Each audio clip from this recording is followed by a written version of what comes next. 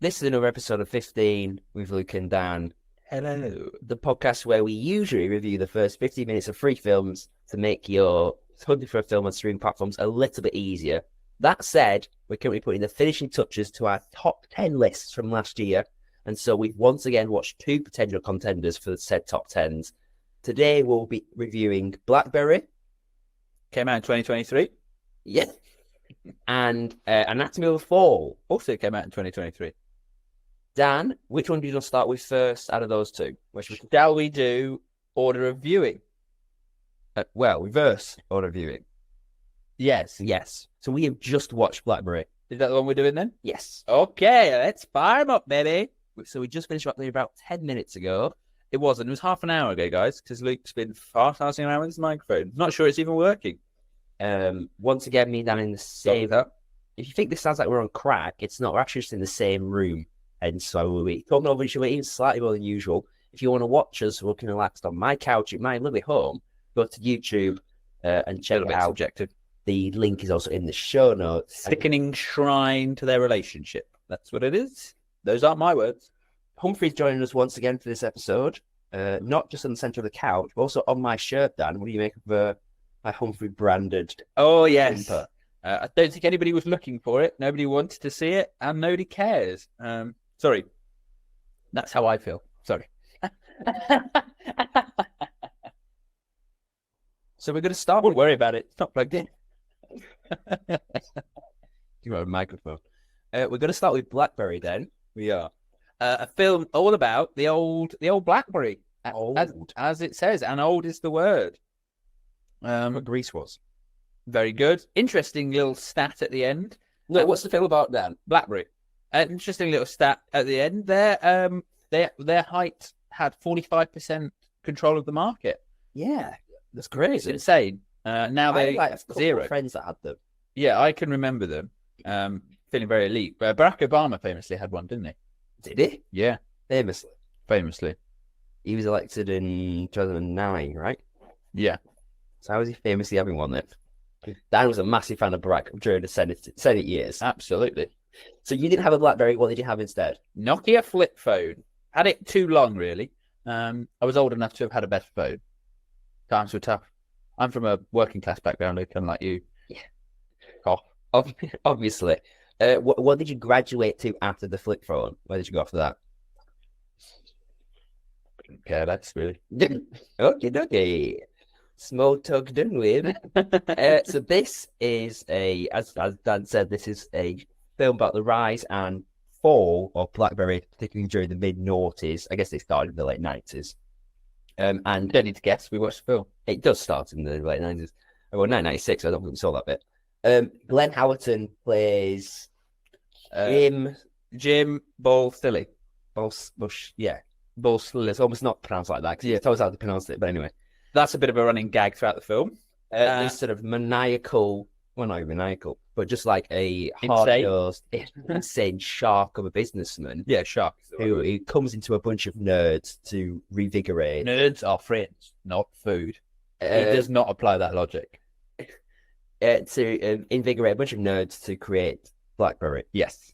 Shot in a The creator of BlackBerry is played by Jay Baruchel, who plays Mike Lazaridis.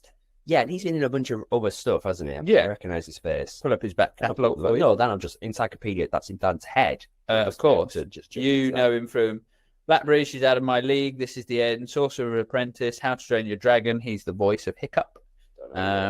You should do. No, Get something yourself. else. Tropic Thunder, he's in. That's it. It's in Tropic Thunder. Nocta, Where's he in? $1 Million Baby. Moving on. $1 Million That's Baby. Back the leg, wow. Who is he? $1 Million Baby. The legs. She doesn't even lose a leg. She's paralyzed. Shit. Yeah, but the line is, I lost my leg, balls. Yeah. Horrible film. Lovely, amazing. If but you want to listen to our review, because you don't We've listen, done that. you don't listen to the rest of this. Yes. Oh. Search our $1 Million Baby review. So, Okay. Luke, what did you think of BlackBerry? So, yeah, as we've said, it tracks the rise and fall. Not saying very much. It tracks the rise and fall of BlackBerry. What did you think? I liked it, Dan. Okay. I loved how it blended comedy and anxiety perfectly throughout this film. That's great. Like, you felt you were on a razor edge. And when this film was at its best, which for me was in the first half hour, but it's not still a good film. First half hour, I thought it was electric when it's really just putting at pay. In big broad strokes, you've got this shark, as we mentioned, coming into this group of nerds, and you don't know if he's definitely going to help you, but at the same time, he's probably got a knife gun to your back. We've both said how almost excited we were to see the kind of hand grenade go off in this room, because they're very much a shoddy outfit. They're all playing video games when they should be working. It's that kind of fun-loving office, and we're just ticking along. And he comes in and kind of puts the stakes at a real level, and we were excited to watch that hand grenade. That anxiety actually that beat is all the way through. It never stops being anxious. Yeah, well, I think I agree with that. The anxieties change, as in it's at its best when the anxiety is there, and there's maybe a slight lull in the middle when Glenn Howerton's on screen, and that's the main thing. Glenn Howerton, who plays Jim, is he's the soul of this film. Yeah, and when he's in it and it lives and breathes him, I adored it. And there's a slight bit where he sort of in the middle disappears for a little bit, because he's meant to be shown as being AWOL, so he's meant to disappear, and he's a slight lull there, so to speak. But I think he's exceptional. I mean, we know him from, obviously, what people know him from, Always in Philadelphia. Yeah. Where he plays Dennis. And he does go it is a bit Dennis mode. Yeah. It is a bit Dennis. There's a few moments, especially towards, I don't want to give too much away, there's a moment in a boardroom where he screams, Hamilton is where the vampires are from. Yeah. And I'm like, Waterloo, okay, this is, oh yeah, sorry. Yeah. Oh yeah, he wants you the team to Waterloo. Now, I think it's slightly to its detriment, this film, and maybe it's just on me, but I definitely won't be the only one to think this, is you were likely to draw comparisons to The Social Network last watch. Oh, massively. But do you not think, and this is my first note, do you not think it actually forged its own identity? I was really worried it was going to go down the Social Network route and kind of there was going to be some skullduggery, or it was going to kind of go that way. It didn't. It stayed unashamedly its own film. Mm-hmm. The subject matter is, we've seen this kind of film before. We've followed products rise and fall. I mean, I don't know. I haven't seen that McDonald's one with... Who has? Well, quite. But with the I can't stand. Michael Keaton. But that whole market is incredibly saturated with these kind of well-known brands and companies. I mentioned one last episode, Dan. Air, exactly. So it forged its own mark. I mean, the characters for me were all kind of on steroids to their extreme. They were very caricature. It's meant to imply that Jim, he's on coke, right? I don't know, even if I just think he's a nutter. But that even Jay Baruch's character, he's annoying. Jay Baruch, yeah. Oh, Mike, yeah. Okay. Even him, pronunciation. Even he is kind of annoyingly kind of dweebish. Giving some European flair to his name. Yeah, but even he is annoyingly dweebish. Didn't you think? Like annoyingly dweebish. Well, there comes a point where in your experiences you'll get a bit of bite, and he just kind of stayed this. Oh, hello, I'm kind of a dweeb all the way through. You sound just like that. Oh, Nelson Mandela. That's who I was. Do it. I am the master of my fate. It's a bit because of mistake. It's a bit fishy. It's a bit Chris Eubank. I like a butterfly. It's Chris Eubank doing Nelson Mandela. It is, yeah, that's what it is. I actually didn't like any of the characters in this film. Oh, I did. I did not enjoy watching them. I like the two engineers that were headhunted. Okay, yeah, two minor characters who got paid $10 million. Great. It's not really, is it? But I just think they're not supposed to be likable. You're supposed to be annoyed with them. It kind of adds to that tension, adds to that kind of anxiety, that wind up. You're supposed to be tightly wound while you're watching this film, because it's like a spring. It's pinging off in every direction. And it wants its audience to feel like that. And I think it worked. I just didn't like them. I'm not going to go, I want to sit and spend more time in any of that company. There'd be apps. They were frustrating us as we were watching. We were talking. We're going, why are they like that? The nerds, why are they not working harder? Then they're working too hard. Why are they not, having more fun? So we kind of dissecting it. We're kind of looking at this film from an objective point of view, and it was enjoyable to do that. Don't get me wrong. Mm-hmm. I just didn't like any of the characters, but I did like what the film did in carving out its own kind of path. Yeah, and I definitely think. I mean, well, at the start, it felt more comedic. I drew lines and parallels to Social Network. It's far more comedic than that. Like, 100% to laugh. Whereas Social Network is trying to get you to do like a snigger, like a posh, sort of snigger at their humor. Whereas, also in this, whilst I'm still drawing parallels to exceptional pieces of work, it felt a lot like Succession. I think deliberately in the way that it's shot, right? super sort of cinema verite, shaky, almost documentary feel, which always eludes the fast pace, high energy, high wire act, which it is all the way through. Pacing is what I've got. Is that this was 2 hours, right? Yeah. Didn't feel like 2 hours. Well, it did. The first hour was so quick. Yeah. It was going at great guns, and that kind of makes it fun. It's enjoyable when you're not hanging around. When there is very little lag, that invariably makes a film viewing more fun for me. If only our podcast had very little lag. Quite. What else? Dynamic boardroom scenes. That's something I really liked. Whenever we were in the boardroom, maybe it's just because those scenes particularly put the character of Jim at the center, and he was just electric. And just switching it on people. You have to see it. Hubris is a big part of this film. You have people in high positions, whether it be the people at Verizon or when it's actually the main characters themselves. We're constantly switching it on one another, and also because you're very much enveloped in the technology sector. Everyone is very much open to the big change, and when it comes, it sweeps the entire mood of the office, or the boardroom, so to speak. I enjoyed those. I've just thought, because you said the word Verizon, the company was called RIM, right? So RIM. So at the time, when people were getting, I thought you remember that, increasing the workforce, how many people went, I've got a RIM job? Yeah, probably a lot. Probably too many. Did you know that who directed this? Bob Geldof, wasn't it? I think it was Bob Geldof. No, Peaches. Oh no, she's only died, didn't she? Is she dead? Didn't she kill herself? Oh, don't want to go near that. No. Oops.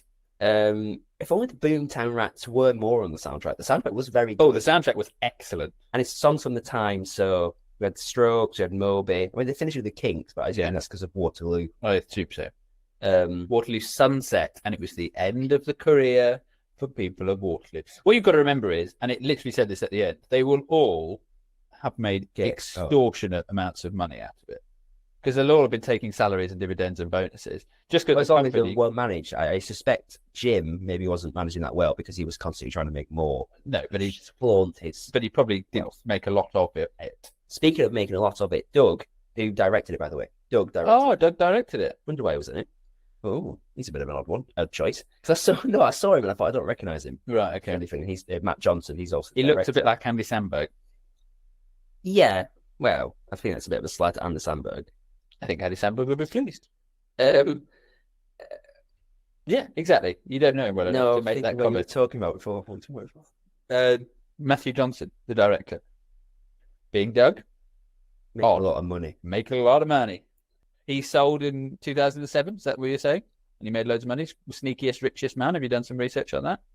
Yeah, well, I did do a bit of research on that actually. Apparently he's worth $1 billion. No, oh wow, that's the first thing I searched after the film. Oh really? Apparently he's worth $1 billion, which maybe they meant richest man at the time secretly in like 2008. I mean, $1 billion is quite a lot of money. Yeah, but not one of the. Yeah, but we're talking one of. Have you ever heard of Doug Fregin? No. That's the point. Secret billionaire. New show. Secret billionaire. Very Get good. Matt Berry on it. They're no longer just giving grant to a dog shelter in Merseyside. Now they're giving some serious wonga. Is this the wonga? Yeah. Cash for loads. Is this the time to reveal our comedy sketch on Secret Billionaire? Definitely not. Okay. Anything tune into our Patreon to get access to that unairable piece of footage. I don't want to do a disservice. I thought it was very genuinely good, funny, it was fun, quick. Screenplay was good, strong performances. Don't know if I'd watch it again. I just keep coming back to this thing constantly with films at the moment, which is if I'm getting older, it's like, would I ever watch that film again? Don't think I would. I'd recommend it though. It's a very solid recommendation. Very solid recommendation. It's a good film to watch. It's one of those things, you've heard the story. Do you need to go back to it? No. What for the gays? I wouldn't say that. What he said? Oh no. What did I say? I think read it back. It's an enjoyable film. It's a romp. I'm not sure what how sophisticated. It's a romp. There you go. You're on it again. The feisty romp. I'm not sure how sophisticated it is. Feels like I need a dig. Well, no, but how can it be sophisticated? Well, it is what it is. Look at Oppenheimer. I'd probably say that's quite sophisticated. That is sophisticated. Yeah. So that's the difference. What's the budget difference between those two films? Well, yeah, I'm not. There will be reasons for that. Times. I reckon this is about there will be reasons for that critique. But nonetheless, the critique still stands. Speaking of critique, Dan, let's come to some ratings. 3.5 stars. 4 stars. 4 stars for me. But it's not cracked the old top 10. Oh, dun dun dun. It's not cracked my old top 10. Do you not think there's a question mark on the kind of slightly hyperbole way it was kind of told that makes you question, were these people this ineffective? Like, did Charles Purdy really come in and... Oh, yeah, there's definitely a creative license. So, you know, there's... You kind of... Look involved as well. Yeah, of course. So that's kind of, you know, it's not really a... It's not really a biopic of BlackBerry. Well, it's not trying to tell the truth. It's trying to tell the truth in an entertaining way. well, yes. There's no truth that it's trying to reveal. That's my... Whereas I think with The Social Network, and probably its great skill, is that it wants to... We did know about Eduardo Saverin and that whole kind of stabbing as a You ban. and Andrew Garfield. Man.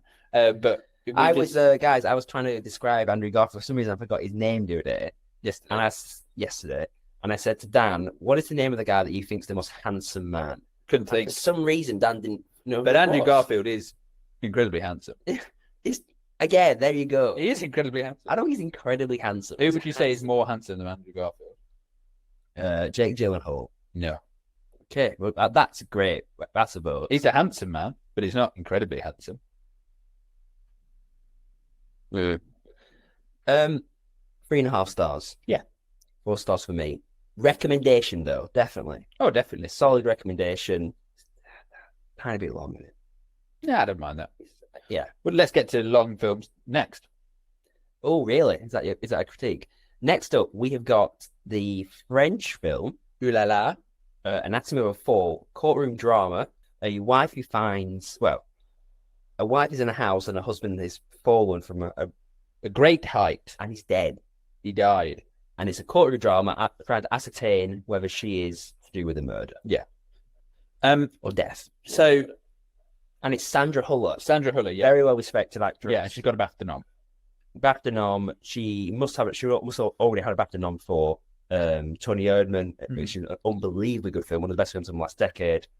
And she's once again exceptional in this. Where do you want to start with this? I think with her, right? Why not? So she is a tour de force in this. Yeah. Kind of really exploring these emotions of pain. Like, so the film is exploring, rebuffing those accusations, as Luke said. Like he says that the man has fallen and they're in court, whether or not she did it. And whether or not she did it or didn't, the emotions you go through with Sandra Hüller in this film, she is absolutely captivating. Mm-hmm. It's such a true performance. It's a tour de force.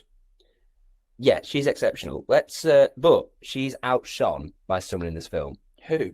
There is something, should I say, if it gives it away, that outshone Sandra Hüller in terms of performance. The dog. Right, okay. There's a dog in it, yeah. No, how did they get the dog? Right. Are you not blown away by that? What, to do those? The dog Face? overdosed. Right, okay. There's a bit of Has dog to be one of the overdose. best performances. I mean, wasn't it a puppet? Well, I thought that at first, but then when you look at it, study it a little bit more, I don't think Have you so. seen Jim Carrey in The Mask? It's quite a real transformation that makeup and puppetry can do. I don't think it's puppetry. I think it was genuinely stunning canine performance. Okay. So you're not going with me on this? I'll go with you on it. It's not going to make my notes. Yeah, I feel you was underwhelmed by a sensation performance by the dog, which had a female name. I feel like if Sandra Hüller was played the watching dog? this Who played podcast, the dog? if Sandra Hüller was watching this podcast and I was just giving her a glowing recommendation and you went, yeah, it's all right, but the dog's better. It's quite a snub to Sandra Hüller. Do they have that's a niche market you should get into, folks. If anybody wants, this is my idea. Dog acting awards or like animal acting awards. 100%. I can see that taking off. People are idiots and would go for that. Easiest I get. Some people would even have their dog on their jumper. Yeah. Speaking of oddities about the film, Oh, pardon the pun. that is Smack your lips. Songs on a Loop, Dan. They play the instrumental version of PIMP by 50 Cent a lot in this film. They do. Remember? He's actually called Fiddy nowadays. 50 Cent. No, he's dropped the cent. He's Fiddy. Oh, it's just it. He dropped it. Inflation. Well, he was bankrupt. Ah, Did go bankrupt. I think he's fine now. I think he's back on he's his also feet. got, hasn't he got gunshot In shrapnel place. in his tongue still? Does he? Yeah. I think he's dead for blood. Apparently, it is very good for oral sex. That's a different one. He told that to Julie Walters on Graham Norton Show. Everything's from Graham Norton Show. Anyway, Sam's and Luke, remember when we tried to have a bet about I could listen to a song on a loop for 24 hours? And I chose Anastasia, Left Outside of London. And I listened to that song on my drive up here because Michelle Visage was playing her Friday night playlist, didn't he? Michelle Visage. From Michelle's, the judge from RuPaul's Drag Race. Yeah, funny. Her and Anastasia are friends. Why are you listening to her? Friday night, Radio 2. Why would you listen to anything? And give you countless answers. Right, one thing that becomes apparent here is how bonkers, if done true, this French judicial system is. If it's true, the French, no wonder they're fucking off the scale. That's Dan's comment. That does not reflect the thoughts here of 15 podcasts. It is a slight criticism of mine of the film, actually, that it can't be true, and it was so frustrating. You said something about scummy French. Oh, dirty scummy French, actually. Don't censor me. Keep going. No, I do think this is a slight criticism because if it's trying to tell it true, then this can't be true. Or if it is, it's just ludicrous, and it would frustrate me either way.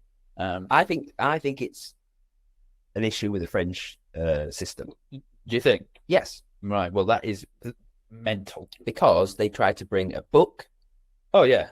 They brought countless expert witnesses who were completely subjective and give any kind of objective testimony at all. That the judge was clearly on the side of the opposition. It was awful. Not the film. No. The system within the film. Yeah, it was absolutely frustrating me to hell. It was interesting because I think from a film point of view, you go in the screenplay, viewing it that way or however it acted, it did make us talk. It did make us go, surely not. That's outrageous. It did spark. There's a few shooters from behind us in the cinema, wasn't there? There was.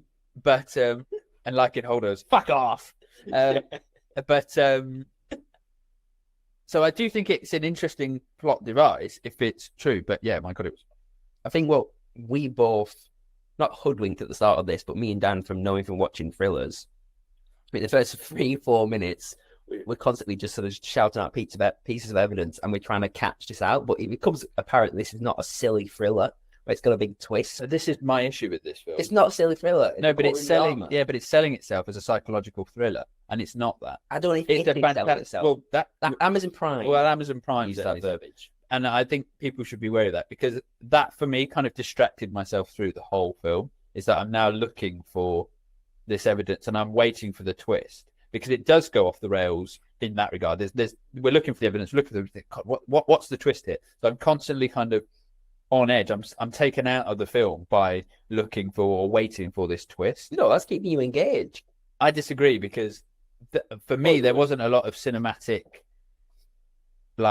cinema on show here. The camera, it was just filming them. Yes. And it's a tour de force of character study. It's set in a courtroom drama and exploring those emotions. But every time it tried to do something vaguely filmy, which was with the soundtrack, with the music, this kind of discourse between PIMP and then kind of chop in and back and lots of classical music. It kind of kept alluding to the son who was going to do it, and the twist just never came for me. Mm-hmm. And the son, that brings up the son. There's actually a good time to bring him up because he's very at the center of this film. Yeah, and as the film transitions on, it's got comes slightly off Sandra Hüller and more into the emotional turmoil of their son, who is at the center of this case, and his testimony is integral to this case, and memories start to come back to him. Something I absolutely loved about this film, and I guess what this film is about, it set so much of it in a court that I think it's really trying to say something about court and how we perceive people through these type of interrogations. Yes. And media. And media, exactly. We should come on to that in a second, actually. Is how court paints monsters with broad strokes, so to speak. We have a psychiatrist for the husband, and because of these sessions, which are valuable, obviously, he believes that he knows the entirety of the relationship and is far too subjective in his accusations in the court. I mean, that's super interesting. And at the same time, the great tension is Sandra Hüller, maybe sometimes not realizing that she could genuinely be going to sentence to prison here for murder, is trying not to besmirch her husband's image. She understands every relationship has issues, and I think the way it handled relationships in such a great detail was fantastic. I love that. There's a piece of testimony which is told through an audio recording, but we see it as a flashback. That's one of the best. That was for me the best scene, 100%. And Sandra Hüller's acting in that is sensational. It felt that to me was like a fly on the wall moment in a real relationship. Very real, yeah. And credit to them, 100%. That's the best scene for me. Yes. That's the one you put in for your. I don't know if you have highlight reels. I mean, you should watch all the films with that for awards. But if you had to send it a chunk, that's what you send. That would be the bit. For me, I just question whether this film knew what it wanted to be, because it was quite long, and we had issues with it could have been told snappier, and I just don't. I think it thought it wanted to be a psychological thriller, and it wasn't. And if I'd gone in knowing that, I think I'd have liked and enjoyed this film more. But the fact that the film's selling itself as one thing and we're getting another is a kind of an issue for me.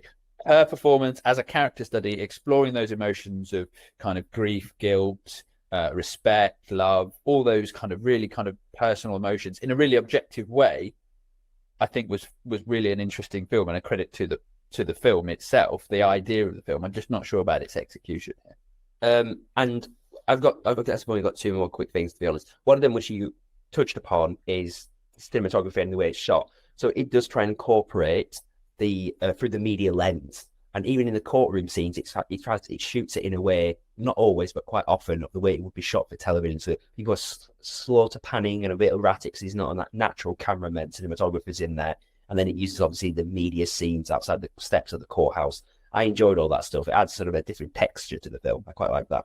It felt a little bit sloppy for me.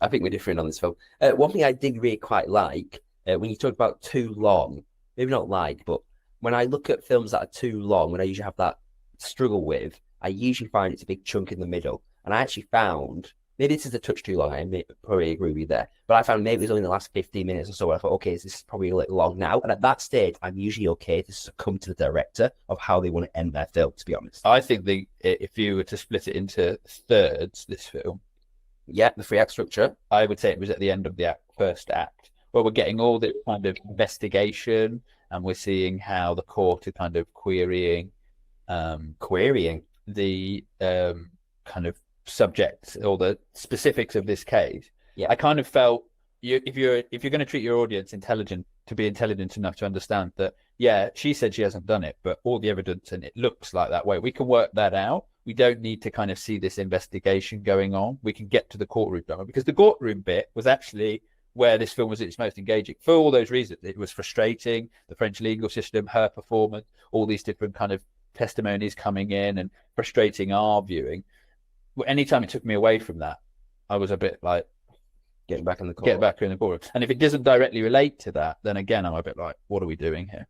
I think we definitely should shout out, I don't know if you've got his name there. Yeah. Whoever played the prosecutor, he was fantastic. He was a horrible little man, wasn't he? The bold prosecutor. Yeah. He was fantastic. He was so good. He was so convincing in that role. Antony, I guess. Antone. Antony. He's French. It's probably just Anton. Anton. Renat. Yeah, he was very, very, very good. I apologise for that. He's not listening. Almost certainly. I called him a dirty Frenchman earlier. He was. He's probably turned off by now. Yeah. But you were very good. Yes, he was very good.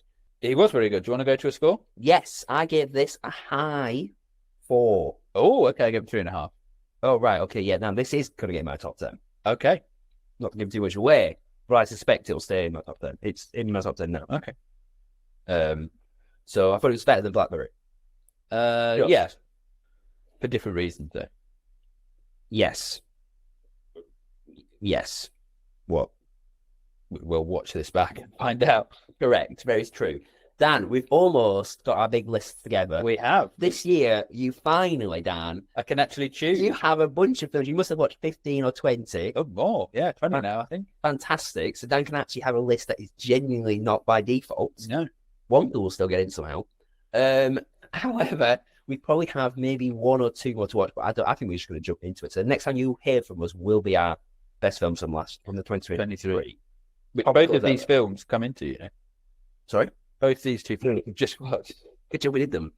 Okay, Dan, Thank you very much. Thanks for joining me in my home. Yeah, like and subscribe. We never do that, and all the major podcasts do, and I guess that's because it's telling their listeners to like and subscribe. We don't need them. Don't want them. Goodbye.